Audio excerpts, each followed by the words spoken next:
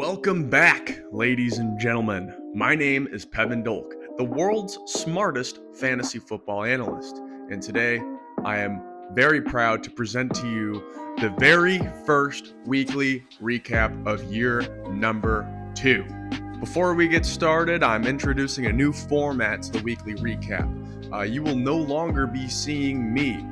Imagine Scott Hansen, except for fantasy football. So rather me talking about each matchup, oh, how boring. I go from game to hour, breaking down all key highlights of every matchup that happened this week. Also, I apologize for the attire. After Devin saw the draft breakdown, he was not particularly a fan, and he unfortunately lives very close to me. So he broke into my house and stole all of my clothes.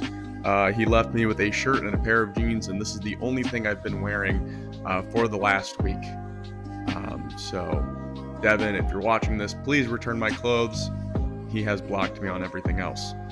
Anywho, let's get started to the Week 1 weekly recap. Let's go. Let's kick things off with the very first football game of the year. We bring you coverage of every game for every matchup. Here is a live look at all 6 teams after Thursday Night Football's main event. We see 2 matchups don't have any players starting, so no need to look there. Let's dive right into each matchup so far. Let's start it off with Zach's 4th-ranked OJ Didn't Do It versus Adam's 1st-ranked Bucky and the Jets. For Zach, he takes a 29-14 lead, as we see CeeDee Lamb coming up big with 18 points, although let's hope his 4th quarter drops don't end up costing him. And Aubrey coming up big with his strong leg of his. For Adam, he would struggle from CeeDee's success, as his teammate George Pickens would only suffice for 6 points. However, Jake Elliott would have a strong game himself, picking up an extra 8 to help out. Still anyone's ball game here, as both teams still have an even 50% chance to win. We now bring you a look into Trey's 8th-ranked Texas A-Chain Massacre versus Blake's 11th-ranked Taylor Park Boys. Trey takes big help from Jalen Hurts, doing what he does best and running in the end zone with the football. As he now takes a big 24-0 lead, he would be the only player starting for both teams tonight. Blake still holding on to a 51% chance of winning. Let's quickly move on to Jake's 2nd-ranked Silent But Genty taking on Howitt's 5th-ranked Mo Money Mahomey. Jake looks to see an unfortunate game from both starters, as A.J. Brown stinks the bed with only 1.8 points total. And with the Eagles struggling defensively, a rough start from both players would give Jake only a 3.8 point lead. With this, Jake only stands at a 39% chance to beat Howitt. Plenty of time left, however, but he is the higher-ranked team for a reason. Let's see if it shows later on this week. Moving on, we have Rammer's 10th-ranked Fields of Dreams taking on Spencer's 6th-ranked Quan Solo. Rammer would find Jake Ferguson with a decent performance, scoring him 7 points. Meanwhile, Spencer would land with Saquon. Even with Jalen scoring a couple touchdowns, he was still able to find one himself, saving Spencer. However, Eagles receivers all in all would struggle tonight, with Devontae Smith only landing 4.6 points. With these struggles, Spencer finds himself in the lead 23-7, although he is only projected a 44% chance to win. Moving on to Friday Night Football, we see some other teams join in on the fun, starting with Devin's 12th-ranked 95ers taking on Nick's 9th-ranked Jamar Simpson. Omarion Hampton with an unimpressive game, only scoring 8 on the night. However, God-fearing Christian Harrison Butker kicks it up a notch, scoring 11. Xavier Worthy would unfortunately leave the game early with a dislocated shoulder, totaling 0 points for Nick. Chief-on-chief violence must end once and for all. However, still lots of time, and hopefully Nick can bounce back this unlikely turn of events. Devin leading 19-0 with a 53% chance of winning. Moving along now, we have Zach and Adam, where we find the score has changed dramatically. Herbert with a strong 28-point game, landing well over what he was projected.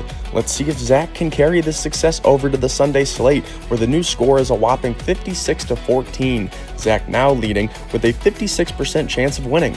Next matchup isn't anything crazy, as Trey tacks on some more points from Cameron Dicker, where he gets 9. Hell yeah, some cushion before we head into Sunday 33-0 Trey. Next, we see Howitt with a strong game with Mahomes, skyrocketing his new lead to 26 points to Jake's 3. After this game, Howitt now has a 65% chance of winning. Next, we see a lot of familiar faces taking the field for Spencer and Rammer. Ladd McConkey puts up okay numbers, especially for how pass-heavy the Chargers were on Friday night. However, it adds a nice cushion to the already decent-sized lead. Travis with a touchdown could possibly have saved Spencer's team to falling out of it, where he puts up a solid 12.7 points. Rammer's still leading 35-20, and Rammer still is the projected winner at a 56% chance. As we move over to the next game, we find Joey finally putting some points up on the board. However, not many, as Pacheco only musters to squeak out 4.8 points in a tough game against the Chargers. Still, anybody's game, Gavin is the projected winner with a 57% chance of winning. Score 4.8-0. And it is now the moment we have all been waiting for, the very first Sunday of this new season. The Sunday games are officially here and we are rolling in hot. Let's take a quick look into Devin and Nick's matchup at 1 o'clock, where we find the score 55-13, all thanks to Bijan Robinson finding himself a 50-yard receiving touchdown to start the game. However, Nick faces a slow start, with Ja'Marr Chase only having 4.6 points. Still lots of time left, and we all know what Ja'Marr Chase is capable of. Moving on, we find Zach and Adam's matchup, where we see the score 79-39 in Zach's favor. Both teams having a slow start. However, the steal of the draft, Emeka Egbuka, finds the end zone early, finding himself at a good handful of points. Adam is going to need more out of his running backs, though, in order to keep up with OJ didn't do it. Let's move on to another matchup where things could get ugly very soon, where Howitt leads 43-27. Garrett Wilson is having himself a nice connection with Justin Fields, where he's got himself 16 points in the first hour. However, a slow start from Jake, where Tyreek Hill and Ashton Genty can only squeak out a handful of points. Howitt up to a 73% chance of winning. Let's move on to Rammer and Spence, both having themselves a very similar game, with Spencer still leading 60-52. Previously mentioned Justin Fields having a hot start, while Chase Brown finds himself comfortable with a touchdown as well. While Terry isn't looking so scary, he finds himself with only 2.3 points. Spencer, however, is looking about the same so far, where he sees his quarterback Kyler Murray and his running back Alvin Kamara are both having strong starts, while Stephon Diggs isn't off to the best debut with his new team. Both teams are neck and neck, both sitting at a 50% chance of winning this one. Moving on, Joey is currently holding the lead against Gavin 30-21. Gavin finds his team at a very slow start, with players like Burrow, Hubbard, Jaylen Warren, Malik Neighbors, and Drake London all held to under 5 points. Going to really need something out of his last two of them to show any promise today. Where we see Joey's few players showing promising signs, where we see rookie tight end Tyler Warren with 9.2 points and Daniels up to 11 on his own. Joey is now holding the win projection percentage at 57%. We would all like to now present to you for the very first time in the league media's history, the Witching Hour, where we near the end of the first slate of Sunday football games and teams become close to sealing their fate. We'll first move to Trey and Blake's matchup, where we find Trey leading 83-42. Achane and the Dolphins somehow finally end up in the red zone, and Marvin Harrison having himself a good game. However, Brian Thomas currently without a catch, but at least a rushing touchdown. And you watching this recap have more points than Caleb Johnson, where he stands at negative 0.2 points. Hopefully these players can turn it around soon, or else this could lead to potential disaster. Baker Mayfield, however, is having a strong game so far, with a couple of touchdowns and 16 points, and Jonathan Taylor not having himself the worst game in the world either, with 12 of his own. However, Mike Evans isn't looking like his past self.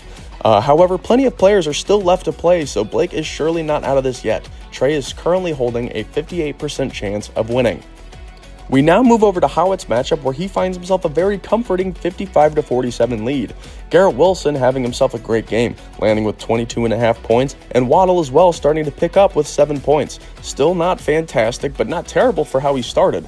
On the flip side, Genty and Tyreek are still not living up to expectations, and although Breece Hall is having himself a nice game, it could be too little too late, with Jake still only having 3 players left to play compared to Howitt's 6. Howitt now at a 78% chance of winning. Let's also take a peek at Devin and Nick, where Devin as well finds himself a very nice and comfortable 72-10 lead.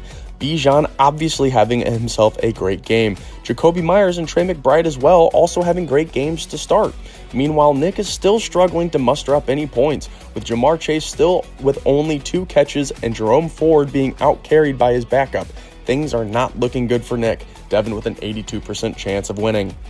Moving along to Zach and Adam's matchup, where we find Zach still leading the charge on 100-66. Brock Bowers doing Brock Bowers things, putting up 15 points and helping the cushion, where Adam's running backs finally start to show up, with both players finding the end zone late in the game. Zach slowly increasing his odds to win with a 69% chance of winning. Adam needs to start stepping up. Let's move on to Rammer and Spencer's matchup, where we see both teams still at each other's throats, with the score 79-63 in Spencer's favor. We find Justin Fields still finding success on his end. However, Chase Brown and Terry McLaurin both cooling off. We also start to see Kamara and Kyler doing the same, cooling off, while we see Stephon slowly climbing up in points. Still a 50-50 ball game from both of these teams. Lastly, let's move on to Gavin and Joey's matchup, where we find Joey leading 50-38. We find previously mentioned Tyler Warren and Daniels again starting to cool off, while we see Jalen Warren with a late touchdown likely saving Gavin's team so far. Malik Neighbors and Drake London are also starting to climb up in points. Although starting to slip, the win percentage projection still lands to Joey, although only 51%. We skip forward over to 4 o'clock, where we find Rammer still trailing, yet catching up 78-85 in Spencer's favor, where we find that Justin Fields never stopped as he lands himself at 30 points. However, no one else on his squad found the memo, as everyone else has cooled off. Rammer still has Gibbs and Golden still left to play, as he has a great chance of catching back up. Spencer's players also never continue to climb, as mostly everyone has cooled off. However, he still also has Josh Jacobs left. Will Josh Jacobs be able to carry Spencer to his first ever game as a rookie, or will Gibbs and Golden teach this man a lesson? Rammer still with a 55% chance to win. We move over to where we find Gavin and Joey, where Joey still leads 81-60. However, we have a new projection change. Gavin finds himself yet another late touchdown in Chuba Hubbard. Meanwhile, London and Neighbors settle themselves with respectable points of their own. Gavin will also find an extremely early touchdown with Tucker Kraft, as he is now projected to have himself a fantastic game. Daniels ended up having a good game as well with 20 points, while he still has his amazing receivers still yet to play. Although Gavin now projects to win at a 57% chance, this is still anyone's ball game. Let's skip ahead to 5 o'clock now, where we find that there is another new win probability leader. We find Blake now leading Trey 88-81. Baker Mayfield clutches up, throwing 3 touchdowns with 22 points, while Sutton finally finds himself in the end zone and Seahawks defense having a great start so far. All he needs is Nico Collins to have a strong game, and he might just finish the job. Trey now holding on for dear life, hoping Zay Flowers and Mark Andrews can help him come out on top. Blake now finds himself with a 68% chance of winning. Let's move over to another tight game, as we now see Rammer inches away from the lead, where Spencer still leads 86-85. Gibbs having himself an unusual slow first half, only sitting at 9.6 points, and Matthew Golden still finding his footing. He's still doing predominantly better than Josh Jacobs, however, who could only find himself at 1.6 points. It's all on the line now. One touchdown from either of these players, and I believe this game will be absolutely over. Rammer still sitting with a 60% chance of winning. Let's skip ahead now to 6:30, where we find Zach's team is done for the week, finding the score to be 128 to Adam's 77. Adam, down 50, is not done just yet. Emeka Egbuka finding himself a second touchdown boosts this team up, and for some teams, it would absolutely be over. However, Adam still has Justin Jefferson and Josh Allen still left to play. Although a very steep climb, it's a climb that is very attainable for these high caliber players. Adam now at a very low 22% chance of winning. We now find Blake is beating Trey 96-81. Although Nico couldn't lock down this game, Sutton and Little both end up with solid games. Blake is now going to have to rely on James Cook to finish the job, while Trey, down 15, is also looking to rely on Zay Flowers and Mark Andrews. This game all comes down to Sunday Night Football. Blake still at a 57% chance to win. We take a look over at Howitt and Jake's matchup, where we find Howitt up 105-91. Unfortunately for Jake, simply nobody on his team could get the job done, as nobody could score more than 16 points. And with nobody left to play, consider this game over for Jake. Final score, 138-91, as Howitt upsets the number 2 overall squad. Howitt is off to a commanding 1-0 lead, and Jake down in the dumps, starting the year off 0-1. Moving on to Rammer and Spence's matchup, we find that we have a new win probability change and a Josh Jacobs walk-off. Auburn's going to win the football game. With the Josh Jacobs comeback and an underperforming Gibbs and Golden performance, this would wrap up a very even matchup between both teams. Final score, 96-90 Spencer. Spencer looks to start off the rookie campaign hot, going 1-0, while Rammer unfortunately can't finish the job, starting him 0-1 on the year. Let's move on to another matchup where we find yet another win probability change as we see Gavin leading 99-97.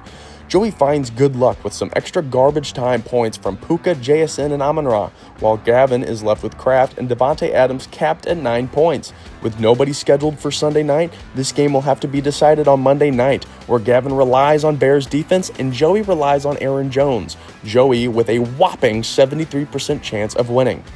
We fast forward to the second half of Sunday Night Football, where we see Josh Allen could only muster up 9 points for Adam.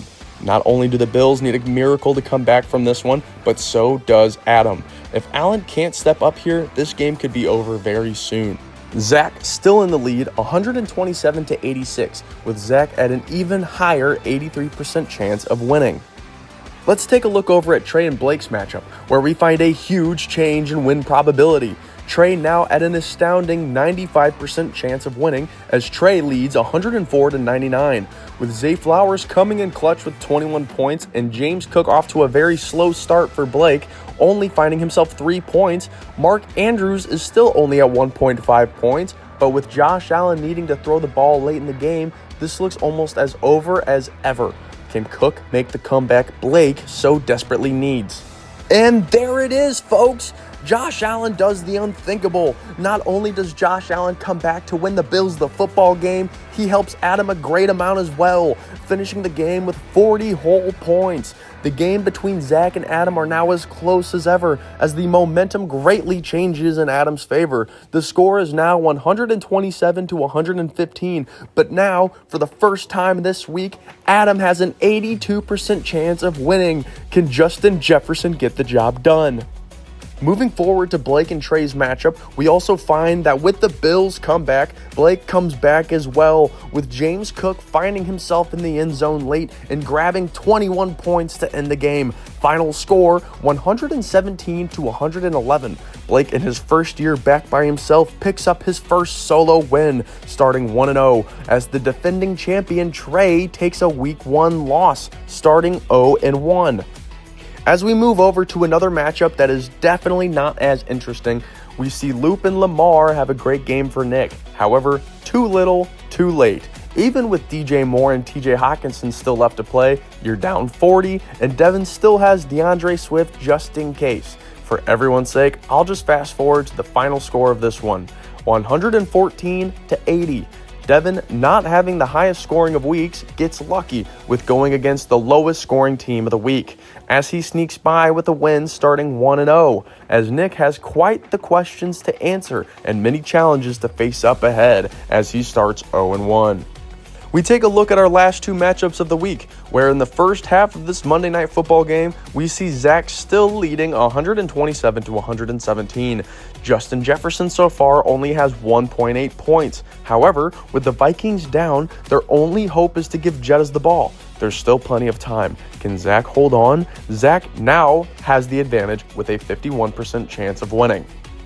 Where we look over to Joey and Gavin's matchup, where we now see Gavin leading with a score of 110-98. Bears defense is holding up strong with 11 points, while Aaron Jones for Joey only has a measly 0.6 points. Joey absolutely needs a miracle now, as Gavin is now projected to win with 86% chance. And as the Monday Night Football game comes to an end, we see the unfortunate inevitable in Justin Jefferson.